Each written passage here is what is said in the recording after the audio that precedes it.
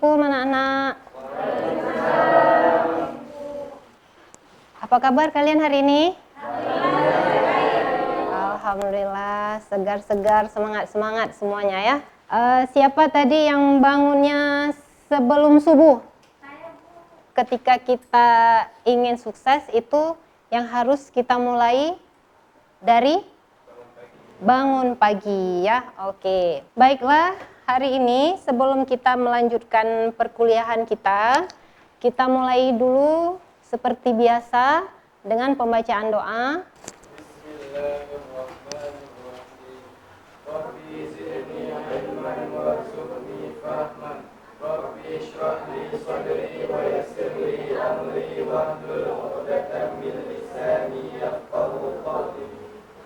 Amin. Ini sepertinya Ibu masih lihat ada yang sendu-sendu gitu kan. Mungkin belum pada ngopi ya. Biar kita semangat ya. Kita tepuk semangat dulu yuk.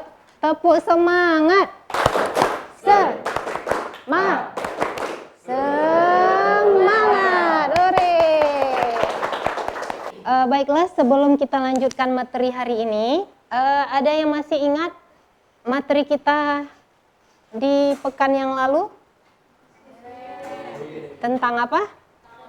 Tentang akad. Jadi yang jadi unsur akad itu apa? Pelaku. Kemudian ijab kabul. Kemudian objek. Nah, tujuan. Ini terkait dengan pembelajaran materi kita pada hari ini. Kita akan melanjutkan tentang objek akad. Ya kan? Objek akad ini merupakan unsur akad yang ketiga. Nah, adapun tujuan yang ingin kita capai dalam pembelajaran ini, mampu memahami konsep dasar objek akad. Ibu harapkan kalian mampu mengidentifikasi hukum-hukum yang mengatur tentang objek akad. Ibu mengharapkan kalian mampu mengaplikasikan pengetahuan tentang objek akad yang kalian pelajari hari ini dalam situasi dunianya nyata. Adakah di antara kalian yang pernah punya masalah dengan transaksi ekonomi yang dilakukan? Iya, silakan. Katanya bukan ada ember tahan banting, waktu dibanting pecah. Intinya yang mengecewakan itu apa? Objeknya. Kenapa dengan objeknya? Tidak sesuai dengan sebuah. Tidak sesuai. Ada masalah di objeknya. Ini apa? Sepatu. Ini rumah.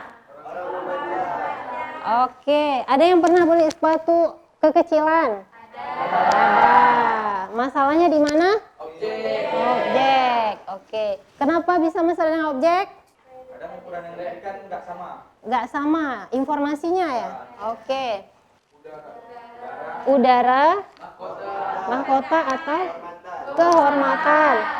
Kemudian ikan di laut. Ada apakah dengan ini? Nah, sebelumnya Ibu ingin memberikan kalian sebuah video. Nanti kalian silahkan mengaitkan video ini dengan gambar-gambar yang Ibu berikan, ya. Oke. Ada beberapa langkah yang dapat kita ikuti agar jual beli secara online diperbolehkan, halal dan sah menurut syariat Islam. Yang pertama, pastikan produk yang dijual halal. Kewajiban menjaga hukum halal haram dalam objek perniagaan tetap berlaku, termasuk dalam secara online, mengingat Islam mengharamkan hasil niagaan barang atau layanan jasa yang haram. 2. Kejelasan status. Pastikan status kalian dalam berjualan, apakah sebagai pemilik atau perwakilan dari pemilik barang yang memiliki wewenang dalam melakukan jual beli, atau sebagai seseorang yang menawarkan barang yang tidak dimiliki namun dapat mendatangkan barang yang kalian tawarkan. 3. Kesesuaian harga dengan kualitas barang. Dalam jual beli online, seringkali banyak pembeli merasa kecewa setelah melihat barang yang dibeli secara online. Entah itu kualitas bahannya ataupun ukuran barangnya. Sebelum hal ini terjadi, sebaiknya kalian mempertimbangkan apakah harga yang ditawarkan telah sesuai dengan kualitas barang yang akan dibeli.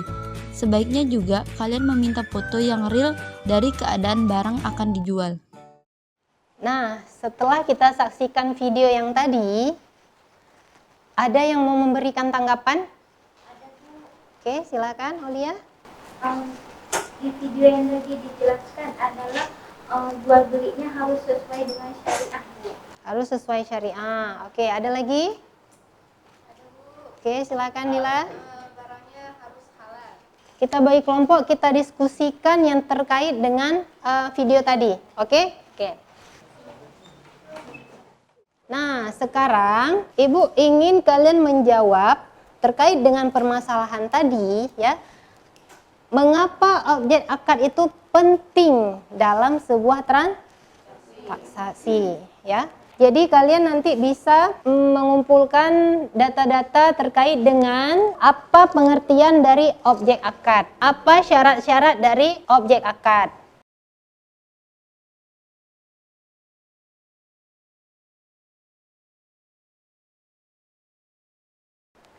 Jika yang menggunakan laptop, boleh masuk dari Google dulu, cari Hazing Publish Paris, kemudian nanti di-download ya. Tinggal diketikkan aja keywordnya, yang menjadi keywordnya itu apa.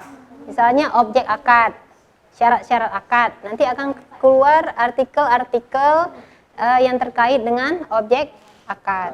Sudah selesai?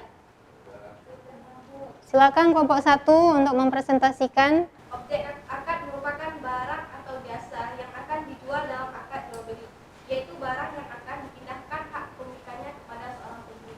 Setelah kami melakukan analisis, terdapat 3 konsekuensi.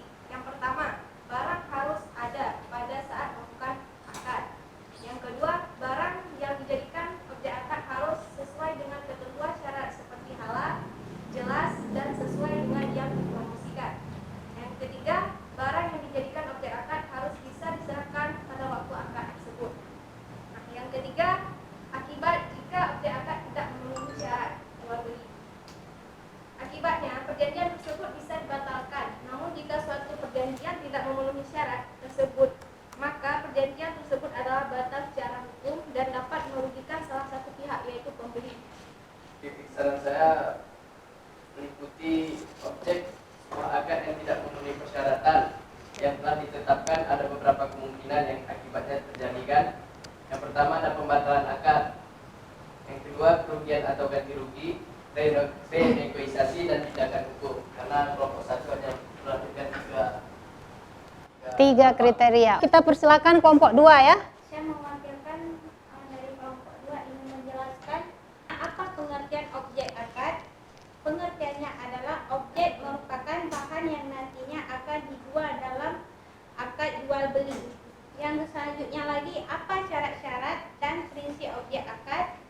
Syaratnya adalah benda harus ada. Dari apa yang telah kita kaji tadi, yaitu mengapa objek akad itu penting. Dari kelompok 1, apa kesimpulan yang dapat ditarik terkait dengan mengapa objek akad itu penting? Karena objek akad yang menentukan suatu transaksi dinyatakan sah menurut syariat, menurut syarat atau batal secara hukum.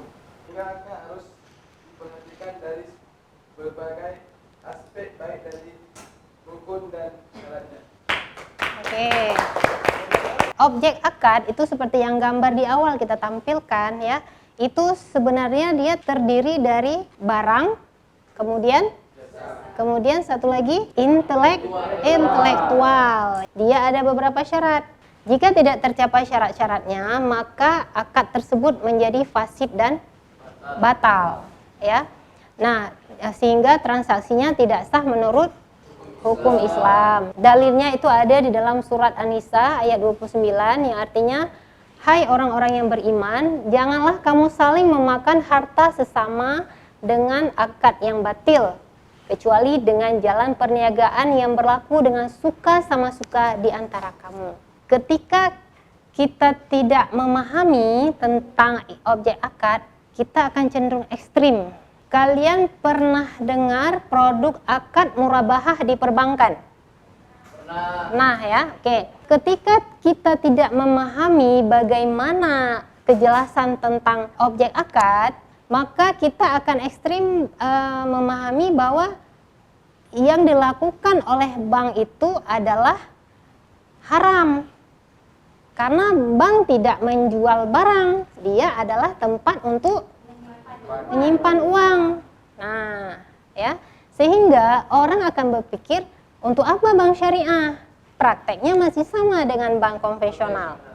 Yang Ibu kemukakan itu ada dalam penelitian Nazifah dan Fataron pada tahun 2019. Dalam penelitian mereka itu masih ada sebagian masyarakat yang beranggapan bahwa konsep syariah hanyalah kata tambahan tanpa menerapkan sistem syariah secara utuh, sehingga mereka menganggap akad-akad di perbankan syariah itu masih cacat. Di situ kita sebagai akademisi harus bisa membuka wawasan, harus bisa berperan sebagai seorang ahli hukum syariah agar bisa mengaplikasikannya nanti di tengah-tengah masyarakat. Sekarang ayo kita rapikan kembali, kita kembali ke posisi semula, diatur kembali kursinya. Coba kita simpulkan kembali, objek akad itu adalah yang menjadi tujuan, sasaran dari sebuah transaksi. Dia harus memenuhi syarat-syarat.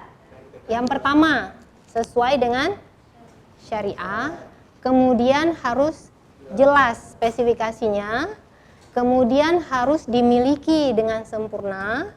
Untuk minggu depan ya, Ibu ingin kalian membuat grup mengidentifikasikan objek-objek akad. Kalian paparkan dalam video berdurasi 5 menit. Upload di Instagram kalian. Minggu depan juga kita akan mempelajari tentang bagaimana contoh penerapan akad dalam kehidupan sehari-hari, termasuk di dalam lembaga-lembaga keuangan. Sekarang kita merefleksi sejenak apa yang sudah kita pelajari dari tadi pagi ya. Kira-kira apa yang kalian rasakan setelah pembelajaran ini? Silakan Aulia. Saya jadi tahu setelah belajar mengapa objek akad itu penting, tahu yang mana jual beli itu sesuai dengan syariah. Dapat membedakan yang syariah dan yang tidak syariah akadnya bukan. Oke. Kita paparkan kepada masyarakat luas, kita beritahukan kepada orang yang belum tahu menahu akan tentang akad syariah tersebut. Saya bisa menjelaskan kepada masyarakat atau kalangan-kalangan di sekitarnya bahwa akad itu harus jelas. Alhamdulillah jika sudah ada pencerahan ya, semoga membawa ke arah yang lebih baik ya, lebih membuka wawasan. Kalian ketika belajar apakah ada terasa lelah? Selalu ingin belajar? Selalu. Luar biasa semangatnya. Siapa yang tahu apa pepatah dari Imam Syafi'i? Masalah menuntut ilmu. Jika kamu malas belajar, kamu akan menanggung beban. Jadi jika kamu tidak sanggup menahan lelahnya belajar, maka kamu akan menanggung lelahnya kebodohan. Sekarang berlomba-lombalah untuk belajar menuntut ilmu agar kedepannya menjadi mudah. Sebelum kita akhiri materi untuk hari ini, Ibu minta salah satu dari kita untuk membaca doa penutup majelis.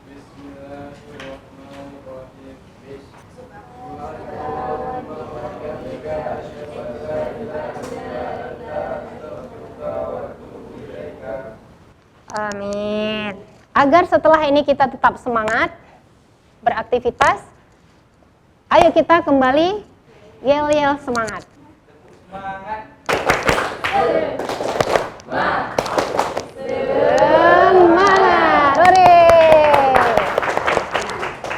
Alhamdulillah ya untuk pertemuan hari ini. Insya Allah minggu depan kita lanjutkan. Ibu akhiri dengan Wassalamualaikum warahmatullahi wabarakatuh. Waalaikumsalam warahmatullahi wabarakatuh.